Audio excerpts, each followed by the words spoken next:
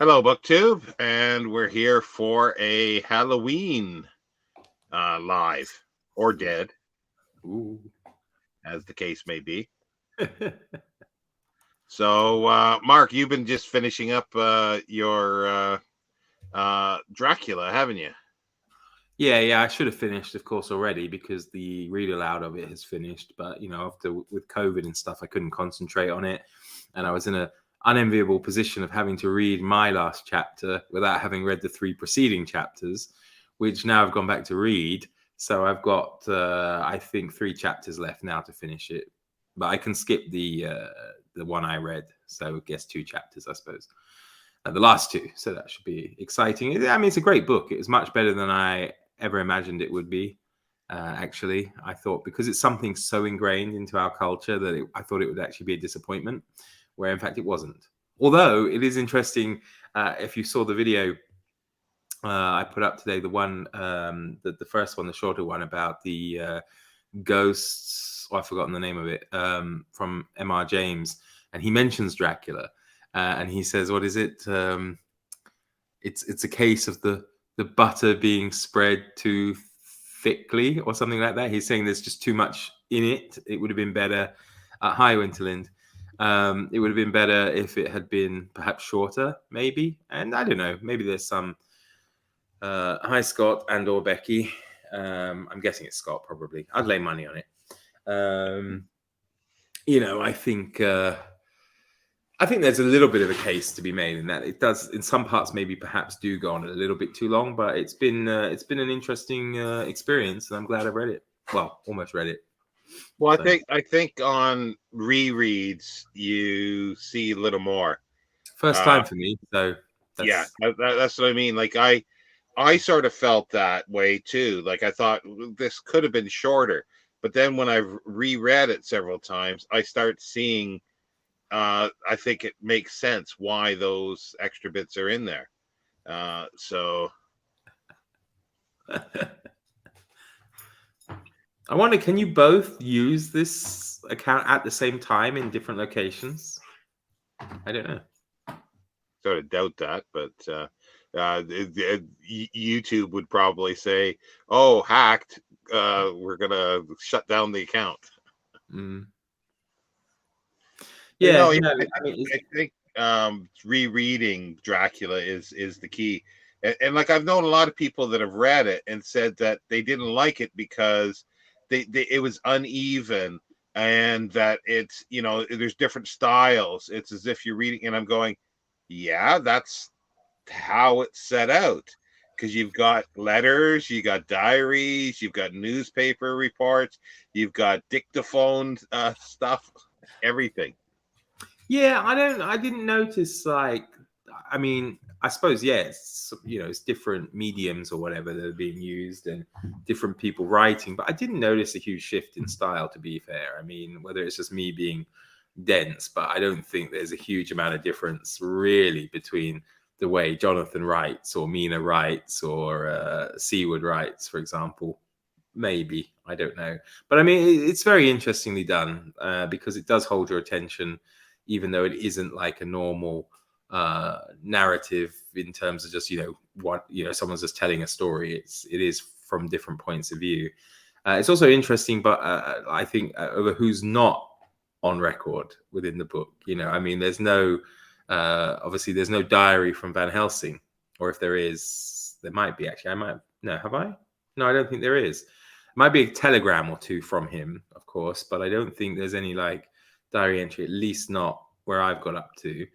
And Jim's talking there about Renfield. Yeah, there's no Renfield's ramblings on his own thing, but yeah, and obviously Dracula himself, of course. That would have been kind of fun if someone had written, if Dracula had written an entry in his diary about what was going on. But yeah. Well, the thing that I kind of like, maybe I'll let that pass.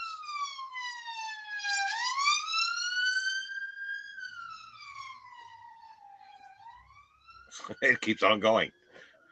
The thing I kind of like about this is that it's like it's sort of in there, but it sometimes not seen by people, where the fact is that vampires in that world are sort of brain dead creatures, or like almost zombies that are generally just propelled by their lust for blood, or just, but Dracula spent centuries learning, reading, and studying.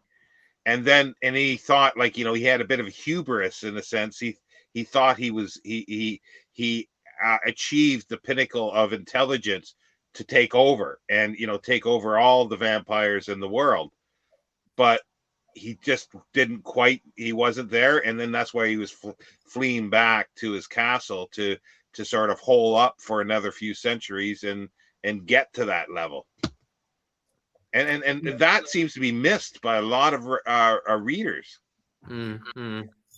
Yeah, and it's also interesting, of course, how, when you look at it, how little he's actually in the book, really. Yeah. Oh, yeah. Yeah. I mean, he's a presence, of course, throughout the whole thing. I mean, but when he actually appears, he's not in it a huge amount, But it's very well done. I mean, and as I say, I'm reading it the first time here in 2022 and it's fresh. It's very, very readable. It's been a pleasure, actually. And it's funny because it was always something I avoided, because I just thought, it'd be a load of rubbish. We all know the story of Dracula, and okay, yes, there weren't too many surprises. There are some, but I would say to anyone who hasn't read it, give it a go. Definitely worthwhile. Yeah, well, and the thing is, like I say, I think on rereads, it becomes, you appreciate it more of how, what Stoker has done and how he's done that, for this. Happy Halloween. Ooh. Yeah. And what else was I gonna say? Oh, the one thing that, then we could talk about adaptations. It's like, what one character is usually excised from it all the time? The American guy. Yeah, the Quincy. He's always gone. He's a good character, though. That's the sad. But you see, the thing is, he doesn't have his own. Him and Godalming. Godalming has a couple of telegrams, maybe, and I think Quincy might have one. But they haven't got any, diary entries. They're not doing, they're not keeping any of the records, I suppose. Yeah, but he is an interesting character. He's good. He's maybe the bravest of them, really. I mean, the way he just dashes out and tries to do stuff. I mean, he's a good character for sure. Because I mean, the Dracula film I've seen the most is one you hate, but it just so happened that it was just on a lot as a kid because it came out then, and it's probably the first one I really sat down and watched. And I don't like it that much, but I don't think it's too. I mean, there are obviously some differences. I don't think it's too far off the mark in some ways, though. I mean, the general thrust of the story is quite, at least, the beginning and the not the very beginning, perhaps, of course, with the whole Vlad the Impaler bit. Well, actually, though, to be honest, Van Helsing does go into a little bit about the history of it. And he does mention the voivode of Wallachia or whatever he was. And he doesn't use the name Vlad Tepes, but, there is a little bit of a hint. Now, I didn't think it's that bad, but I can't now think or imagine, of course, Keanu Reeves as Jonathan Harker, or, I know. Yeah. But I couldn't remember even, for example, Dr. Seward in it. And certainly, the other two, Arthur Holmwood or Lord Godalming and Quincy. But I don't think Hopkins was too bad of a choice, though, for Van Helsing, perhaps. It is Hopkins. He was okay. And like, Quincy was in there, so that's a plus for. Oh, Quincy was in there, was he? See, I don't remember that. I don't remember them in it. So you see, the one time he's in one, I didn't even remember that he was in it. Yeah. There's one scene in that film that really encapsulates, because when I read the book, I sort of thought this is a cinematic scene. It's where they're Mina and Van Helsing are they're waiting for the carriage to come, or down the river, or one of the things, I can't remember which, but they pop up and start shooting at the I think it's the carriage, and the way they did it in the film was just perfect. Like the movements they had, I just thought, yeah, that encapsulated that scene perfectly. And then the other thing that a lot of people sort of miss, because they keep talking about how he doesn't know how to write women character, and you hear all these things, and I'm going, he does, because who is the hero of the story? It's Mina. She's the one. If she didn't have the strength and everything, because she's fighting him in her mind, and she's sort of eavesdropping on him while they're in the train, all this stuff, telling them where he is and all this stuff without him knowing, Well, that's the funny thing, because he does write some derogatory things towards women for this day and age, but of course it's not him saying them, because Van Helsing is, because Van Helsing is a little bit eccentric, a little bit old-fashioned maybe, and that's why he's saying all these things. Oh, but aren't you a little flower, and you've not got a bad brain for a woman, kind of thing. But the rest of them, they give, they probably patronize Mina a little bit, the others, the men in it, but that's so much of the time, it's like, oh, rest easy. But you're right, Mina comes through and she does that herself. And I think if Bram Stoker really held these beliefs, or couldn't write women, then she wouldn't be as pivotal to the story and events as she is. So yeah, well, and the thing is too, it's like he doesn't in the narrative, like in the narrative, he's saying one thing. I've got my werewolf behind me there. Yeah, but he's saying one thing in the narrative, in a sense, but he's showing something completely opposite. But people don't see the showing part. All they see is the word, and that's the thing. And Scott,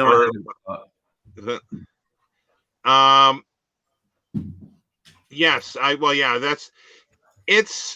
it has a better look to it in many ways, the Spanish version, but it just doesn't have the atmosphere and the characters. Like the guy playing Dracula, I can't remember his name, but he just doesn't have the gravitas as Bela does. Bela just has this thing that works so well for Dracula, I think. Yeah, but obviously he doesn't look anything like him. No, he doesn't. Well, see, that's the thing. They really done anybody that looked like him? Because he starts out as a weazened old man and he gets younger, and he can go out in the daytime. He's out in the daytime. I don't know. It's all cinema that said that the vampire or Dracula couldn't go out in the daytime. Yeah, I mean, he's what do you call it? I think, well, they did it a little bit with Gary Oldman. I mean, he starts off old and then he gets younger. But I think actually one of the best representations that I've seen is the new BBC one. I haven't seen that yet. Yeah. And I do want to watch that. I think it's set in the modern era, if I remember rightly. So it's set like today, or is it? No, maybe it's. I'm not sure. So that came up. That's a good segue. That came up in my interview because we mentioned M.R. James. My interview with Dr. Jane Mainley-Pittock, who has edited a collection of letters. So do take a look at that. Anybody that's interested in M.R. James. It's well worth watching. Actually, very interesting. Yeah, and Scott saying, the Spanish version is a lot longer. But yeah, no, there's been so many, I think one of the best versions, and it's because Mina takes more center place, and I think is the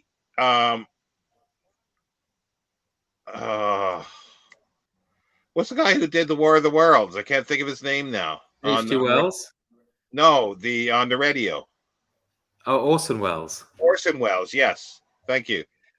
He did Dracula, and Agnes Moorehead, I think, played Mina, and they kept her central to the way she was, that she was important, which in most of the films, like look at the Universal film, like Mina doesn't, she's a wet blanket all the way through. She's a helpless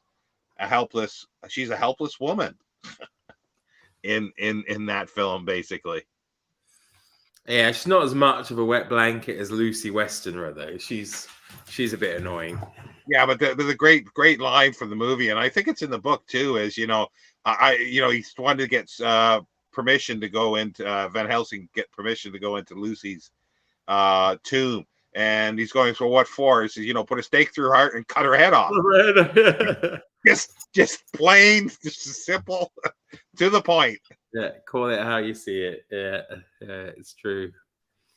No, it's interesting because like it was little things like that, like the whole tomb thing. Like, she was kept in her coffin, like for a day, and then they let her out the next day. And how she obviously wasn't wise to that, like that people had found out where she was. And I don't know if like it's just impossible for them to move unless they have like the earth and stuff that Dracula's got, but like. She still goes back to the tomb and ends up being staked, whereas she knew they were outside. And yeah, you know what I mean? It's little things like that. I thought, oh, yeah. Well, that's where I was saying that the vampires at that time in that world are not smart. They're brain dead, basically. They're like. He says that actually, to be fair, because I think it was in the part I read, which is further on than I'm actually at. He starts talking about the child brain and the adult brain and all this stuff, and how although Dracula is clever, he's still just got a child's brain or something like this, meaning that he, in the long term, he isn't. So there's kind of a more zombie-esque thing, at least to the younger vampires, I suppose, in that they don't really, they just kind of shuffle along and whatnot. But no, it's good. I mean, 1896. It's good. Actually, Jim's mentioned there the Island of Dr. Moreau. I just ordered that actually from Alma because it's the one of the few H.G. Wells I didn't have. So yeah, that's a good one. Is it Universal film? The with Charles Laughton is really good. Oh, I thought you were going to say the one with Marlon Brando. Oh God, no. Oh God, no. Val Kilmer. No. But actually, I think the Charles Laughton one was banned. Yeah, I'm pretty sure it was banned in the UK until the late 50s or 60s or something like that. It was banned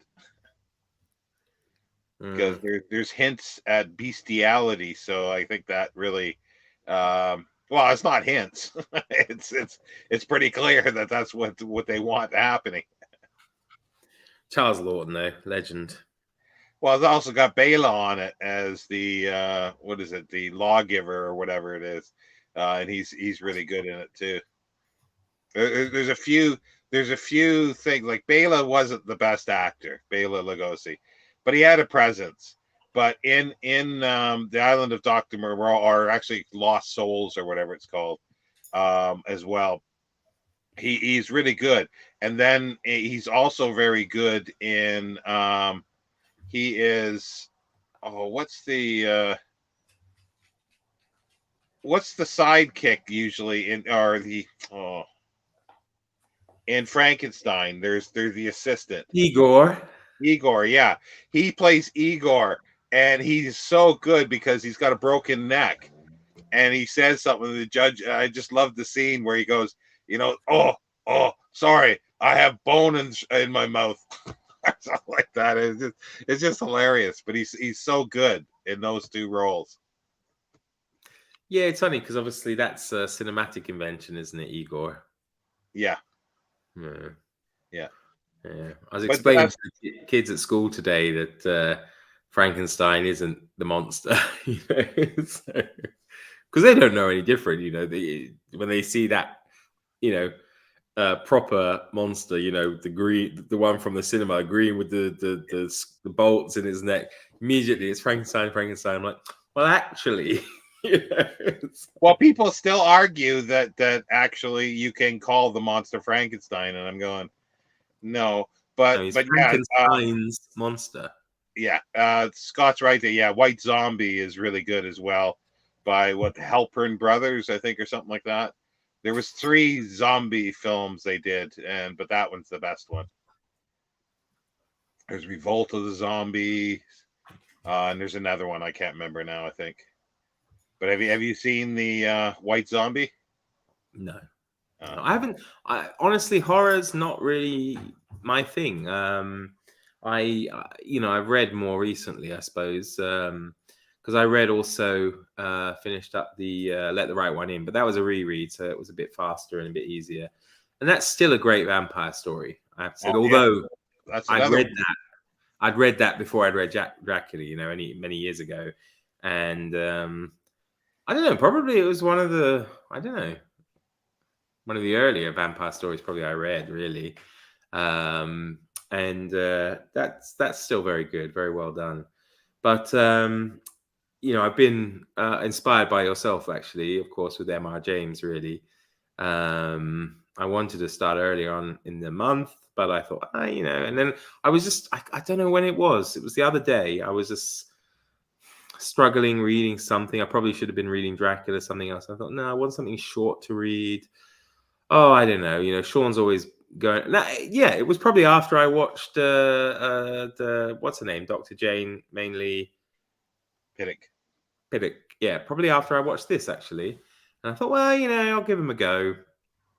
And again, totally not what I expected. Extremely readable, a lot of humor. Which kind of really, and I love his downer on golf.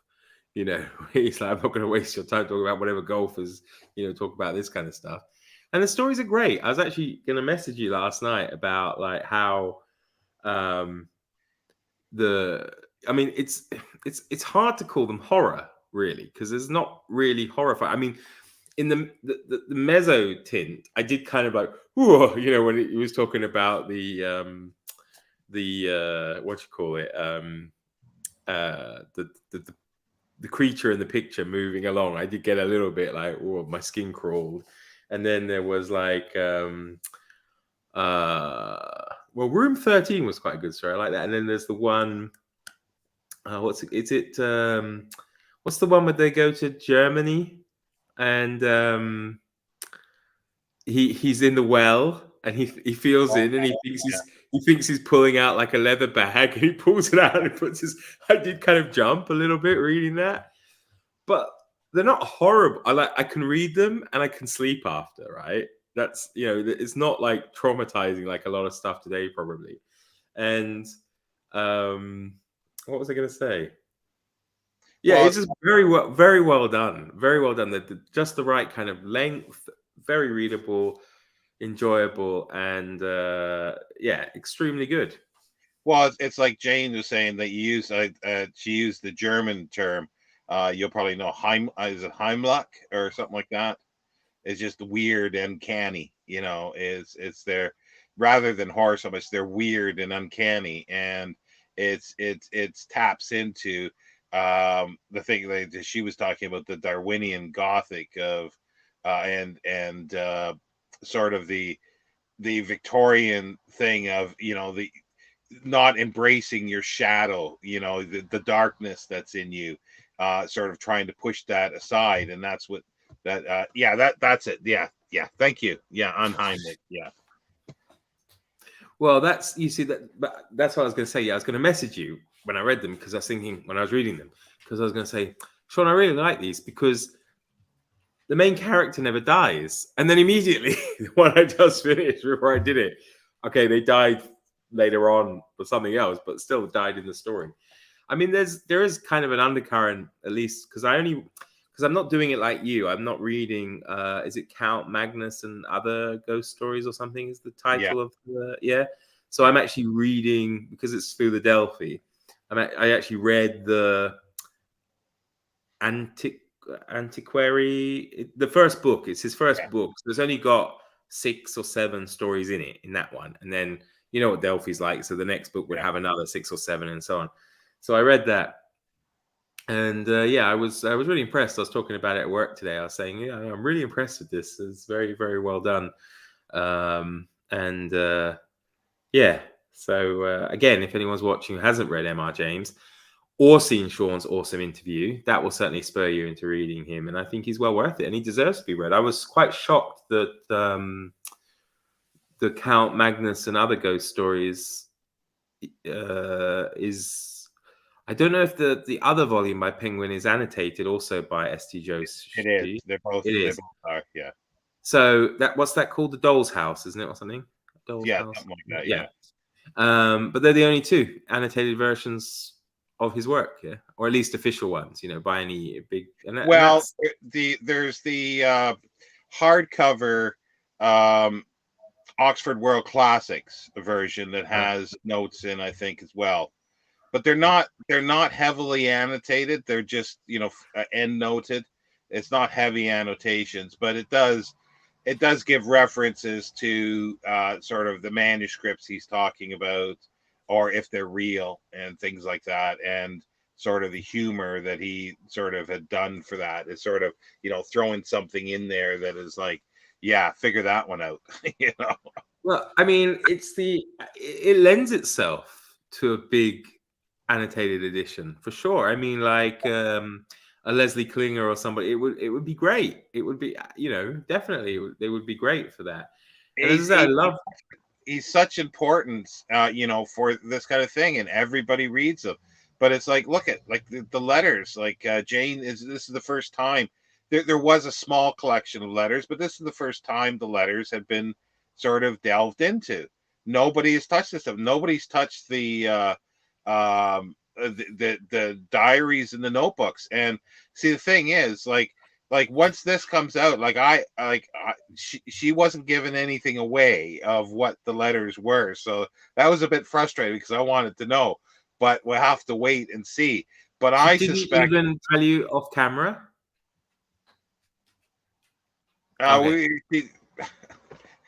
She can't talk too much about the contents too much, because it's sort of the way it's sort of set up. But it's like, all I could say is I think there's going to be a lot of stuff in there that are going to surprise people about horror in the first sort of quarter, the late 1900s, and other horror writers. I think.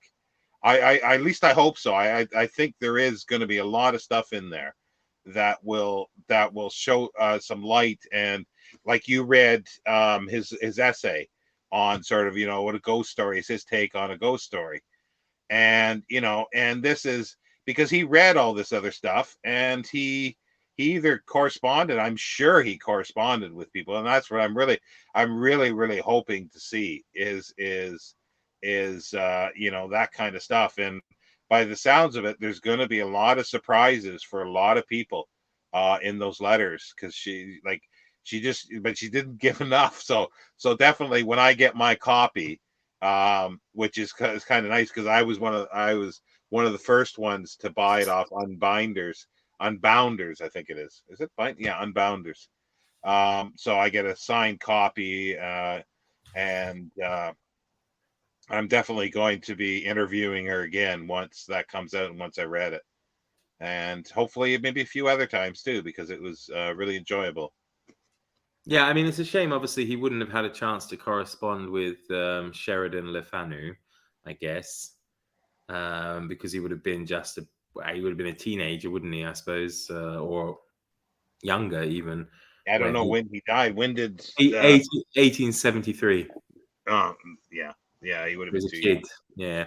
But I suppose he could have corresponded with Bram Stoker. He could have corresponded with even Mrs. Oliphant, who he mentions, of course, in that essay, just about. And it was interesting, his picks, I suppose. I mean, it says a lot if you're, like Walter Delamere or someone like that M.R. James, thinks you are worth reading, kind of thing, for that particular genre. because I think he's so synonymous with ghost stories. And then was it Algernon Blackwood as well that he talked about, as well as a couple of others. I don't think I knew everybody that he mentioned. I didn't know when he said the two best stories was something by Mrs. Oliphant, and the other person I didn't know who they were. I'll have to. Yeah, I have it here actually. I can have a quick look. I was reading it from the. I was reading it from the computer. But it's actually nice, the Delphi. I mean, it says, of course, like all these things always say, it is complete works, but it obviously isn't if it hasn't got the letters and journal and other things in it. But I did read a bit about his Henry VI thing he translated, which was kind of interesting. And he does have 2 children's books in the complete works. He does the 5 Jars, and then a collection of 42 stories by Hans Christian Andersen that he's, I guess, either edited or rewritten. And he has also the Old Testament's legends, which would be kind of, I imagine, would be quite interesting. Well, he did all sorts of stuff. Like he wrote about cathedrals. He wrote a history of Suffolk as well. Yeah, I've got that. We've got that in here. Where is it? There we go. Okay. What have we got? We had the short story collections, and that's it. Ghost Stories of an Antiquary was the one I read. And then you got more ghost stories, A Thing Ghost, and others, A Warning to the Curious, and other ghost stories, as well as some others. And then children's books, non-fictions that are in the collection. Henry VI, a reprint of John Blackman's memoir but it was written in Latin, so it includes the whole Latin part, and then his translation. The Wanderings and Homes of Manuscripts, Helps for Students of History, which looks very interesting. Old Testament Legends. The prologue to Le Fanu's Madame Crowell's Ghost and Other Tales of Mystery. The Apocryphal New Testament. Introductions to Ghosts and Marvels. Some remarks on ghost stories. Then you have Ghosts, Treat Them Gently, which was the one I read earlier. And then you have 2 guidebooks. One about abbeys and the other about Suffolk and Norfolk. And then you have his memoir, Eton and King's Recollections, Mostly Trivial, 1875 to 1925. And Ghost Treat Him Gently, the works that he mentions, which I hadn't heard. He says, there are but 2 really good ghost stories I know in the language wherein the elements of beauty and pity dominate terror. They are Lano, or Lanoe, Lanu. I guess if you say canoe, you might say Lanu. Lanu Falconer's Cecilia de Noël. Do you know this?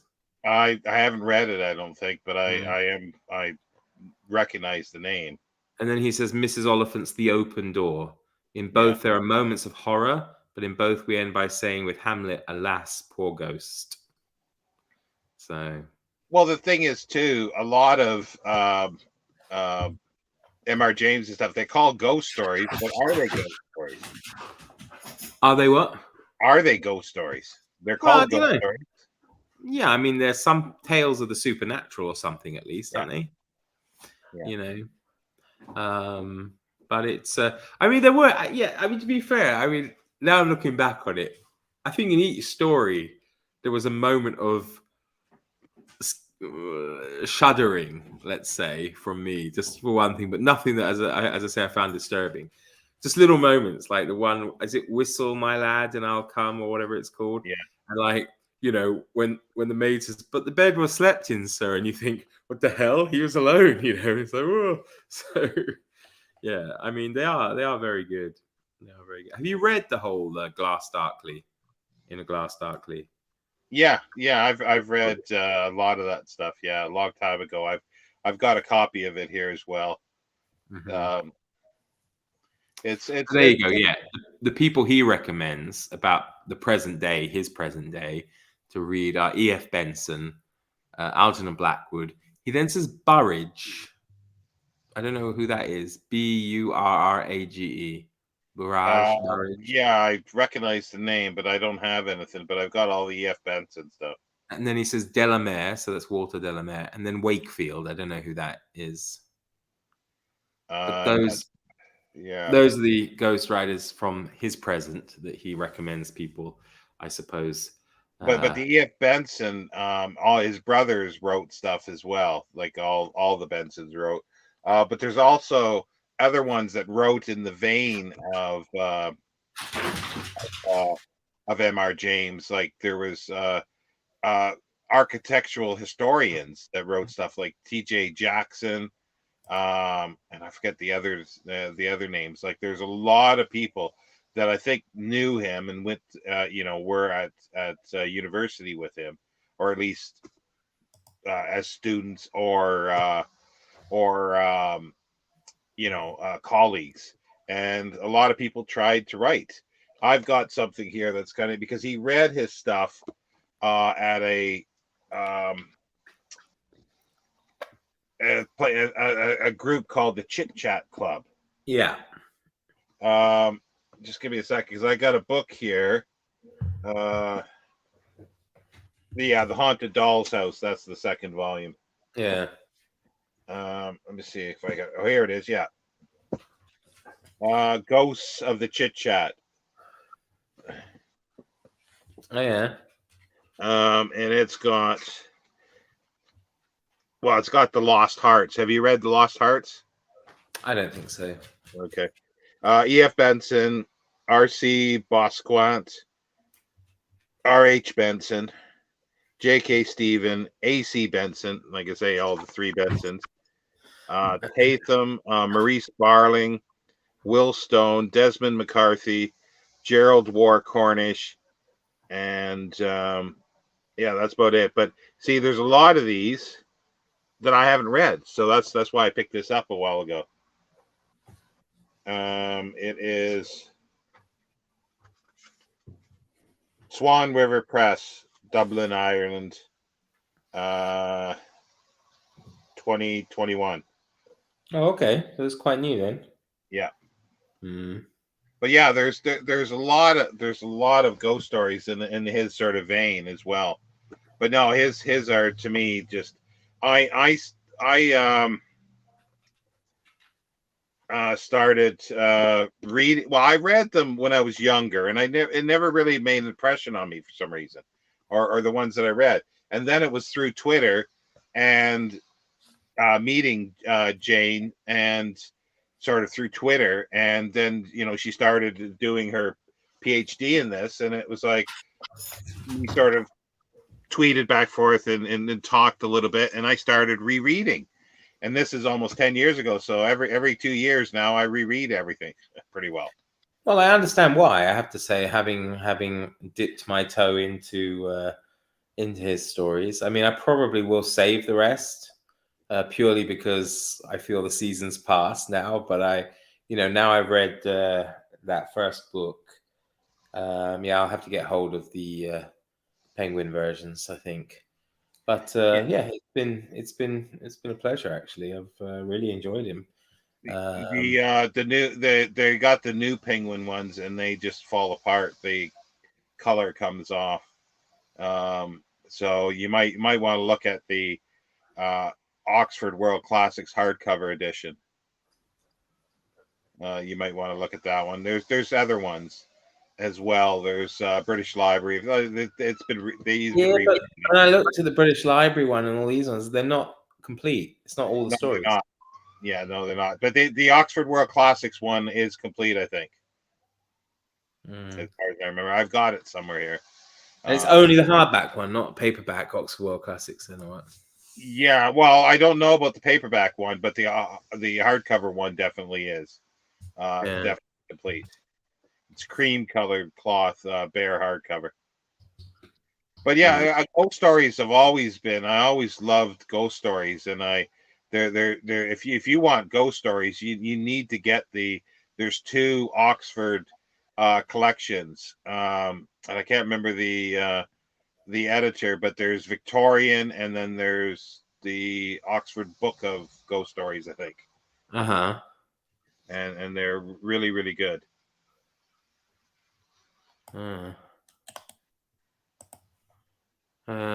Yeah, they got it there on the American one. I wonder if they got it here on the German one. But yeah, No, no, I've been very impressed. I have to say, very impressed indeed with James, Mr. James. Yeah, Montague Rhodes. yeah. Oh my God. Yeah.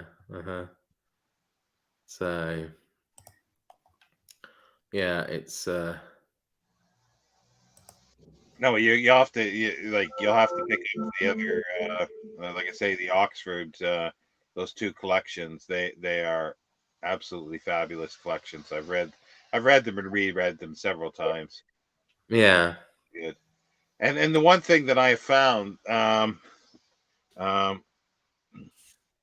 the a lot of Victorian, I think some of the best Victorian ghost stories were written by women. Yeah. And Oh yeah. there's Well, he says, isn't it, old Mrs. Oliphant. yeah. Well, I It's like his her stuff. She was a pot boiler. She wrote stuff, but she wrote a lot of interesting stuff too. She wrote a really good history. I've got it here, and I've dipped into it. History of English literature.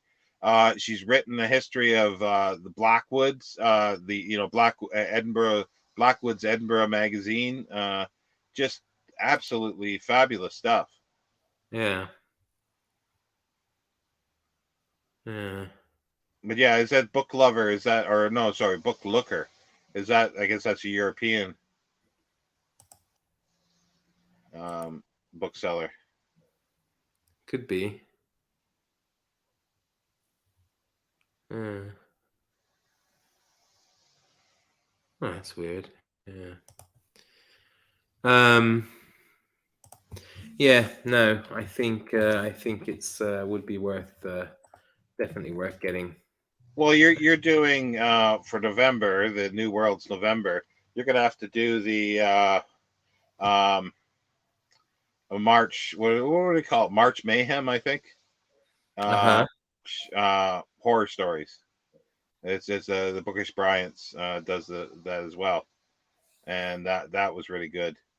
I'm not sure if they're going to do the February fantasy stories, the FFS. Hmm.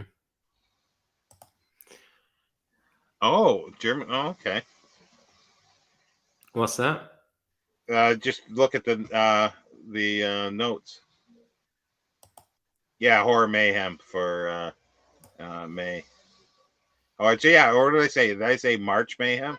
Horror Mayhem. Yeah. Book Looker. Okay, it's German type of eBay for books. Aha. But that's good to know because yeah, I mean, obviously they will deliver within the EU, I imagine, of course, and they probably would have English books, so that's good. Is it booklooker.de or I wonder booklooker .de? Yeah, I think yeah, you can get the good thing of the Penguin one is the notes and the introductions that are by I always get the initials ST Joshi or whatever. Yeah. They're really good. But the other ones are different. But the problem is, it was Brandy at Booklectic she got the newer versions, and what happens is along the spine, the black sort of comes off in your hand, and that happened to the one book that I've read of the new edition of the new Penguins. So if you can get actually the older Penguin, the one like I have, I've read it like 4 or 5 times now, 4 times, maybe good 4 times, and it's still in good shape.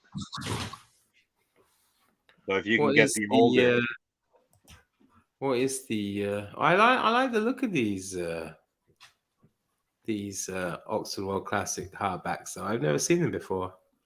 yeah, the paper's cheap. The paper is very. So it's probably similar to my vintage Sherlock Holmes. Vintage hardback Sherlock Holmes. It's like it's almost like not quite newspaper paper, but you know what I mean. I would say it's equal to the Penguin hardcovers. Well, the The cloth bound new- ones. Yeah. Uh-huh. Okay. Because I've got a few, like I was buying them all at the time. And I've got a few, like I've got something like War and Peace or something like that, and the pages are already yellowing on that one. But the others seem to Actually, be okay. sorry, I'm just looking at the Oxford World Classics paperback, and it is the same. It does have all the all his published ghost stories in them, and introduction and notes as well by Daryl Jones. So Daryl Jones is doing the biography. He's writing the biography yeah. of M.R. James, but he's been doing that for 4 years. So hopefully it'll be done and out soon. Mm. Yeah, it's Well, Michael Gilbert, I think it is, or Martin Gilbert is I think the editor of those Oxford Ghost ones, and he wrote, I think, a biography of M.R. James, or somebody did in the 80s, but it's like $200 or more now to get it. blimey. And he also did one with, he did an annotated notes one, I think for Oxford, but it's out of print and they have not um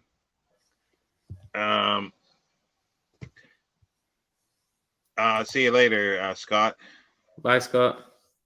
But when they reprinted it, they didn't use his notes, but his notes are apparently in somewhere else.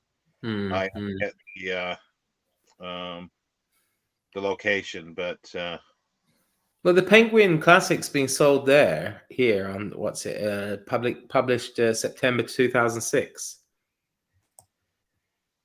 yeah, So I guess that's when it was originally published. But whether they've got still old stock or the new stock. all right, yeah. I suppose you just don't know, do you? Till you get it. I love it on Book Depository. It says, okay, Penguin Classics. Interested in all the books in the series? Complete the series. Click here.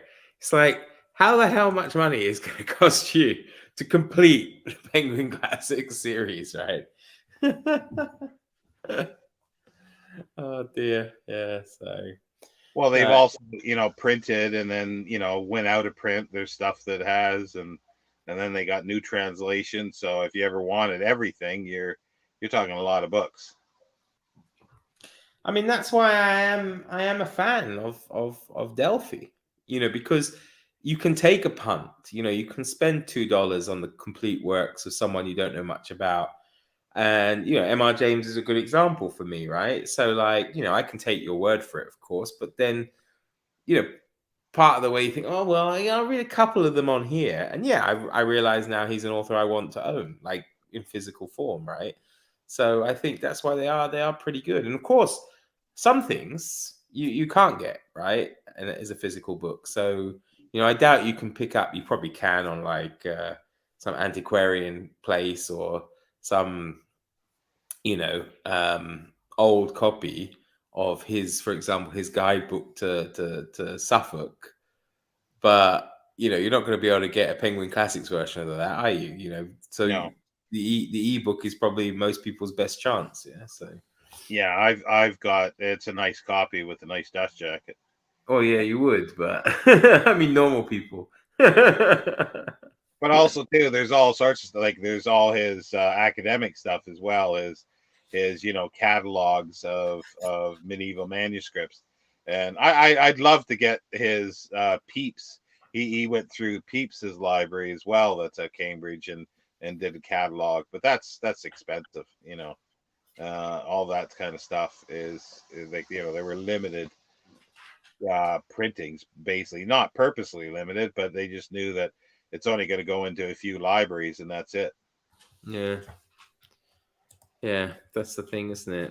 But the thing is, you collected him because you'd read him and you liked him, right? So um yeah, it's a good thing. Well, there's all sorts of, like, I still have, I think it's a book club, like Arnold was the publisher that did the sort of complete, and I've got a little hardcover, which is a nice little hardcover of the M.R. James stories, but See, with the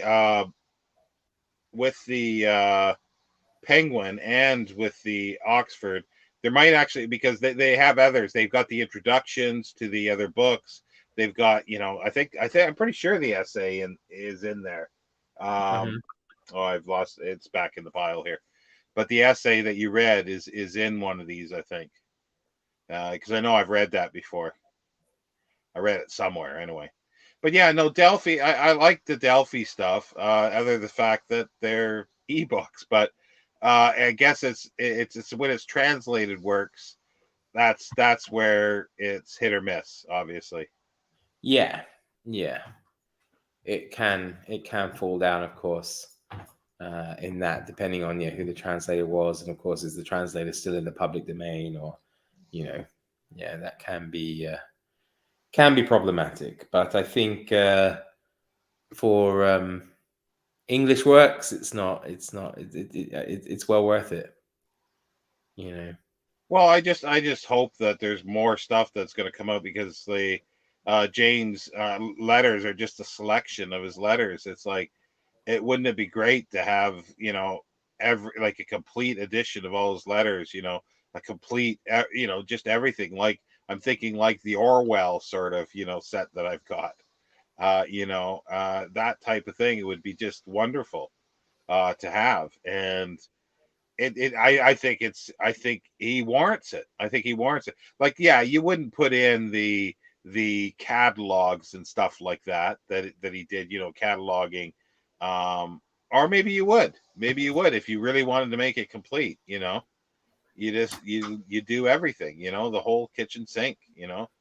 But what's the market for that, really? I mean, there's a market, of course, for his ghost stories, but I mean, don't get me wrong, I would love that as well. Probably after what I've read of him, I think he's very entertaining, very interesting guy. But I just don't know if it would be worth it from a publisher's point of view. I mean, it would be like his own peeps stuff, wouldn't it? It would just be like for academics or Yeah, but that's what I mean. Like maybe that kind of stuff. The hello, Mark. And I think the yeah, that's why I say the academic stuff, the cataloging may, you could maybe excise that, but all the other prose stuff that he did, and yeah, like it would have a limited market. But the thing is too, it's important he's an important writer to have, and you're guaranteed sales through libraries. True. That's a guaranteed sale, and then anything else. And then what you do is you separate it into sections where if somebody just wants the ghost stories or just the letters or the diaries or the notebooks, all the other stuff, or the drafts, the half finished stories that he, that are in the archive. Or well, the archive actually. Yeah. No, it's interesting, and you're right. I mean, he is obviously very important to the fact that he's kind of responsible for reinventing a genre, I suppose. Really, isn't he? Yeah, I mean, he invented the modern ghost story, I suppose. He changed it from this gothic horror stuff into something a bit more entertaining. Yeah, well, but he still kept some of the, I think, sensibilities of the Victorian sort of stuff because he was a Victorian. He grew up as well, so it's sort of he's straddling both worlds there. Yeah. Hi, Mark. Sorry, I didn't say hi there. Yeah. No.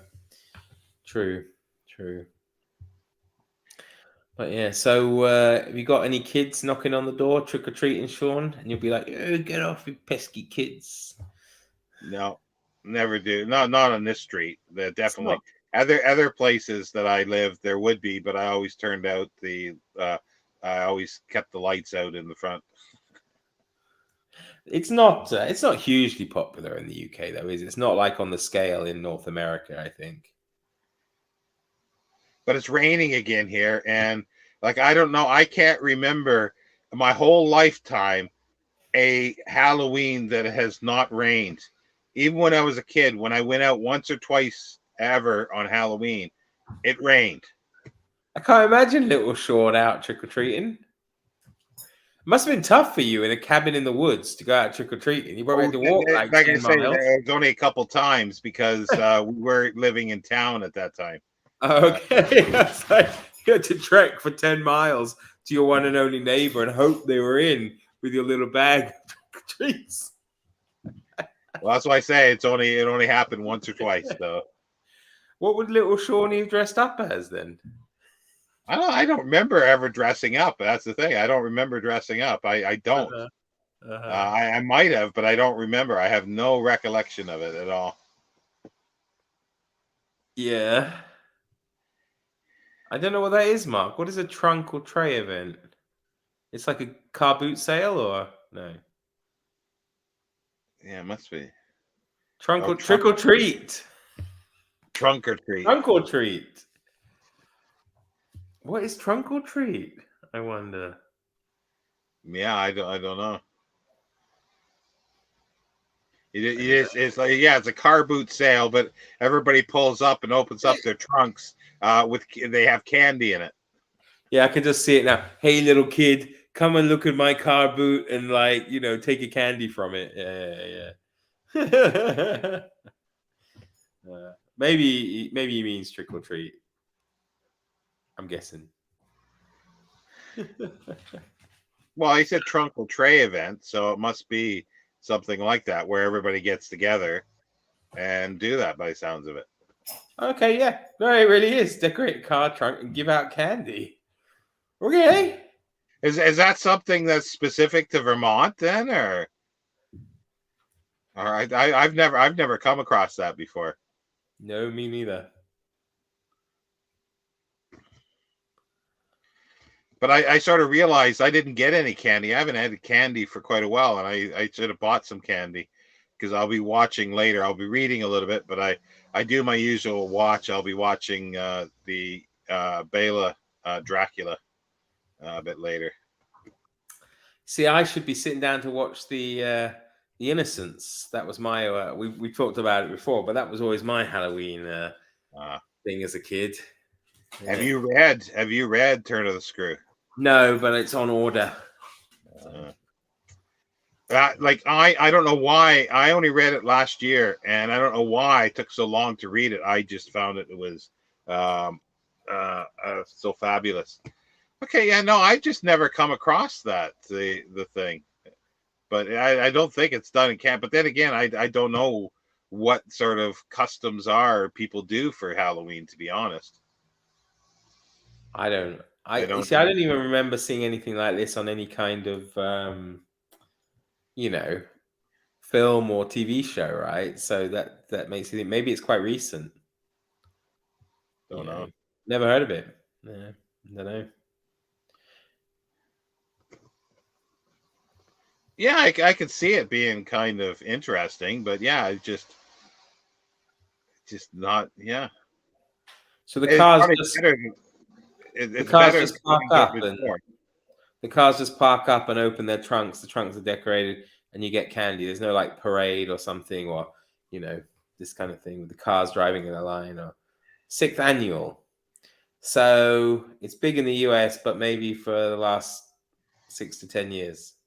Yeah, it probably is. It could be a reaction against the having kids go to door. And was it in the daytime as well, rather than nighttime? Well, yeah, because he had it today, I think. Oh no, Saturday. Yeah, sorry, no, you're right.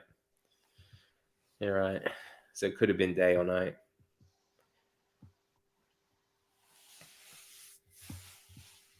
And I didn't see any pictures on Instagram of your trunk, though, Mark. Was in the daytime, yeah. Yeah. So it's like a car park, and the kids go. Yeah, it's safer. Yeah. That's maybe like if it's not that old, then that's probably where it's developed. Yeah. Somebody saw a car boot sale on BBC America or something like that, and thought, hey, we can use that for Halloween. Who knows?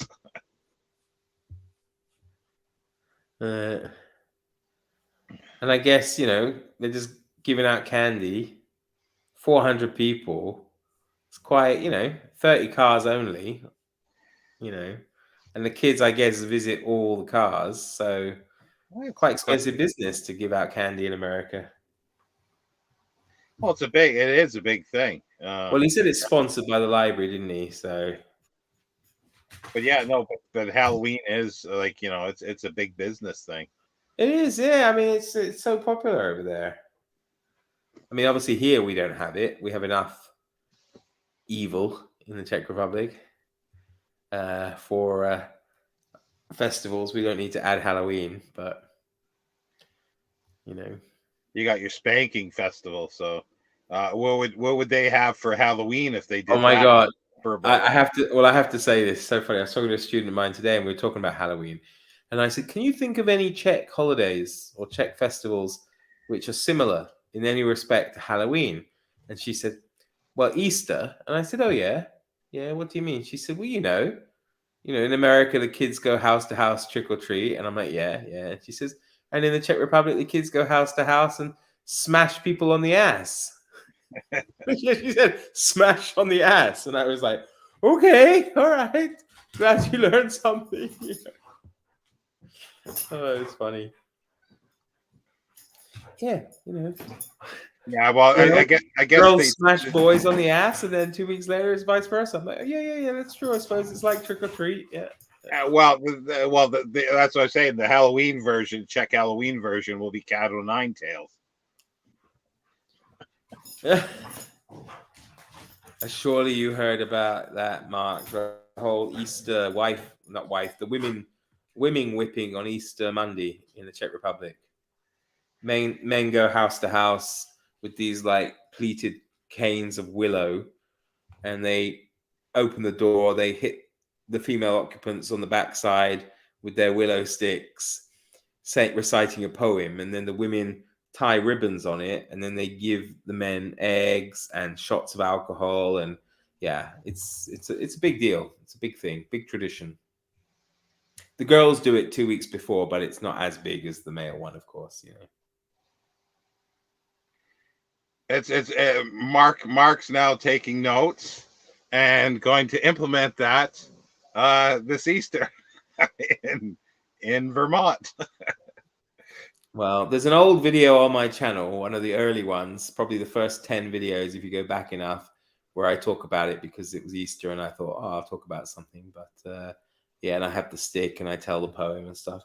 I mean, I haven't done it for a couple of years. COVID kind of distracted it, but I used to enjoy it. The only problem is, you get a shot of alcohol every house you visit, and you can visit 20, 25, houses within the space of the morning to like 2 o'clock or something like that.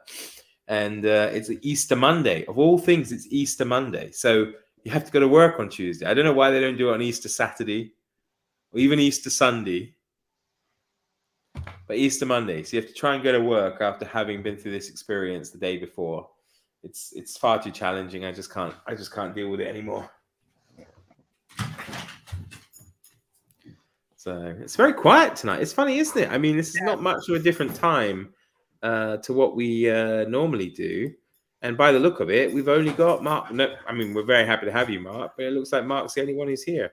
So, well, there's 4. I think we went up to 8, and then it's been dropping now. It's now down to 4. So, yeah. We probably should have worn costumes. I am. Hi, Micah. Happy Halloween to you. Congratulations, Micah, by the way, on your 1,000 subscribers. I saw that the other day. I meant to have messaged. Oh, you were talking about, dressing up. I did one time. For a university party. I just remember that. I did dress up one time. Toga. No, it was as number 6. From Prisoner. No. Yeah. Yeah, Prisoner, yeah. And nobody knew what it was. You too, Mark. Yeah. Cheerio. Yeah. Well, I think that's sort of where I sort of wind it down now. I think. What do you think? Yeah, give it 5 more minutes, I suppose. Round it off to 7:55. But yeah, well, we'll be back on Wednesday probably, won't we?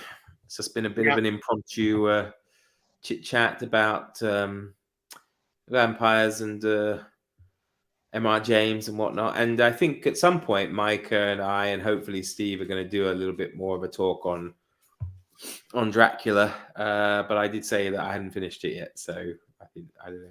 Although Steve felt that it should probably just be the two of us because he's read it so often that he feels like it might impinge on our kind of Dracula virginity, so to speak, with his his experiences. Oh, Mike, I'll be finished today. I'm nearly done. So it's very good. Well, as you know, it is. But yeah, I had a bit of catch up to do. Well, I guess with only 4 on, I'm not sure if I mentioned. Yeah, in April and May, I'll be doing. It's not going to be an official event, but I'm going to sort of do something with another book tour where it's not sort of set in stone yet. So I'm not going to. It's not me, by the way. If you're watching, it's not me. No. But it's going to be about vampires. April and May. Well, Amy's in. Oh, hi, Amy.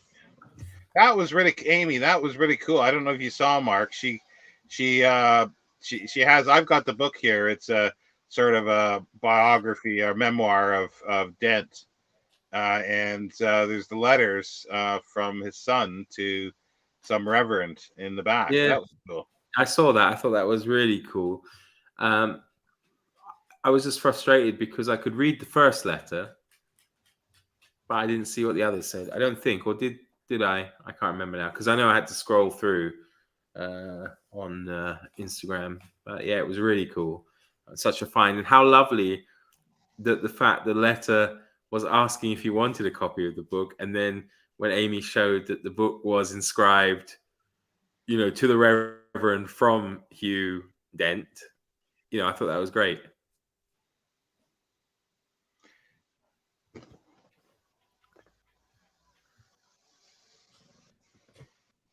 What's that? So there is a Berg Frankenstein in Germany. Okay. Hey, see, I'm assuming that's Frankfurt am Main, is it? Because I lived there, but I didn't hear about this unless it's Frankfurt an der Oder. But okay, awesome. I'll have to check it out. I haven't been watching much lately, so somebody's forgotten themselves. No, yeah. Okay, it was me. I'll take full responsibility. It's cool when you get stuff like that, but the thing is too, I think the date. See, this is the thing. Like something that I wanted to ask Amy was because you I think in the video you asked like whether they did meet, but you see that the date of the inscription is after, isn't it? The second letter. So I wonder if that's where they met, or did he must have sent it maybe after the second letter. Yeah, Frankfurt am Main. Mm-hmm. Maine. Well, mine in German, but there's two Frankfurts. Yeah, there's one in the west, which is the famous one everybody knows, and then there's one on the border with Poland as well. It's just you have the Main River, so you have Frankfurt am Main, and then you have the Oder River, which is where the other Frankfurt is. Although I don't really understand why there is another Frankfurt in the east of the country when Frankfurt means Frank fort, like a fort against the Franks. And yet this Frankfurt is like next to Poland, yeah. So that's to escape once the Franks. Yeah, it's like a redoubt or somewhere, yeah, to rally. So yeah, I bet somewhere because there is a huge archive of letters of Dent somewhere, and I don't know where that is. So I bet the Reverend's letters, the replies are in the archive, and probably copies of your letters as well. And this is but this includes Dent Jr., yeah? Not because it's the son, not the father, that the letter was to. Yeah, it was to the son. But the thing is, it's the publishing company, and there's huge archives. Yeah. Like there's a Golan, there's huge archive of Golan's letters as well. I don't know where they are, but I know that they exist somewhere. Mm-hmm. So probably there's copies of your letters, which you probably got the original, I would think. Yeah, and there'd be copies because the secretary probably typed it out on with paper in between, the copy paper. Mm-hmm. Mm-hmm. And then and then chances are they kept the letters, or he might have kept the letters because he did. It's all on letterhead, so I would assume they would have been kept. It would have been kept there. So that would be kind of cool. Right. I think I'm off to bed. Well, thanks everybody for stopping by. Okay. Yeah, I don't know. I you probably know better than me. I always just assumed that it was like that, but I guess both works. It makes more sense then why you would have a Frankfurt in the east as well. But yeah, cool. Yeah, it's a free toll bridge. No toll. Yeah. Socialism. Socialism. That would fit in the old east, I suppose. Yeah. All right, everybody. Yeah, great to see you all. Well, yeah. Thank you, Hannah. We will see you on Wednesday. Take care, everybody.